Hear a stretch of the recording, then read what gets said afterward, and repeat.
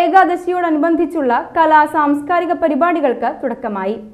നാട്ടിങ്ങ ഗ്രാമപഞ്ചായത്ത് president MR Dineshan ഉദ്ഘാടനം ചെയ്തു. 26-ാം തീയതി ഇവിടെ രജിസ്റ്റർ ചെയ്തിട്ടുണ്ടായി സംഘങ്ങൾ കലാപരിപാടികൾ അവതരിപ്പിക്കും. ആത്മീയത എന്ന് പറയുന്നത് ഈശ്വരനും മനുഷ്യനും തമ്മിലുള്ള ചെറിയ ഒരു സ്വകാര്യതയാണ്. അതിന് കച്ചവടമാക്കുന്ന അവസ്ഥയുണ്ട്, അതിനെ കുറിച്ചിട്ട് പറയുന്നില്ല. പക്ഷെ അത് ഉത്സവം എന്ന് പറയുമ്പോൾ ഐശ്വര്യമാണ്. സംസ്കൃതത്തിലെടുത്ത് പറയുമ്പോൾ ഐശ്വര്യം എന്നാണ്. അത് ആ ക്ഷേത്രത്തിന്റെ ശ്രീകോവില് തുടങ്ങി അതിന്റെ ചുറ്റുമതിൽ തുടങ്ങി പുറത്തേക്ക് ഒഴുകുമ്പോൾ പിന്നെ അത് സാംസ്കാരികമായിട്ടും സാമൂഹ്യമായിട്ടും ആത്മീയമായിട്ടൊക്കെ അല്ലെങ്കിൽ തിരിച്ചറിവിന്റെ ഒരു ഒഴുക്കാണ് ഉണ്ടാകുന്നത്. Cochin Devaswom board commissioner SR Udayakumar അധ്യക്ഷനായി. ചലച്ചിത്ര താരം അപർണ ബാലമുരളി മുഖ്യാതിഥിയായിരുന്നു.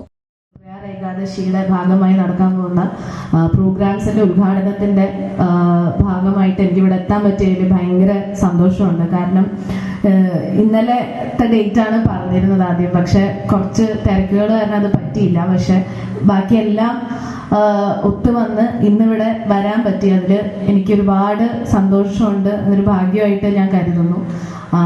ഈ പ്രോഗ്രാംസ് എല്ലാം ഒരുപാട് നല്ല ആഘോഷമായി മാറട്ടെ, നിങ്ങൾക്ക് എല്ലാവർക്കും ആസ്വദിക്കാനും പറ്റട്ടെ എന്ന് പ്രാർത്ഥിക്കുകയാണ്.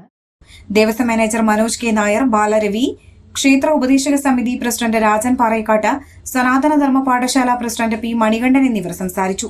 തുടർന്ന് സോപാന സംഗീതജ്ഞൻ അമ്പലപ്പുഴ വിജയകുമാറിന്റെ സോപാന സംഗീതവും കഴിമ്പ്രം മധു പണിക്കരുടെ ഭക്തിഗാനമേളയും പൂർവരംഗ തളിക്കുളം അവതരിപ്പിച്ച നൃത്താർച്ചനയും അരങ്ങേറി.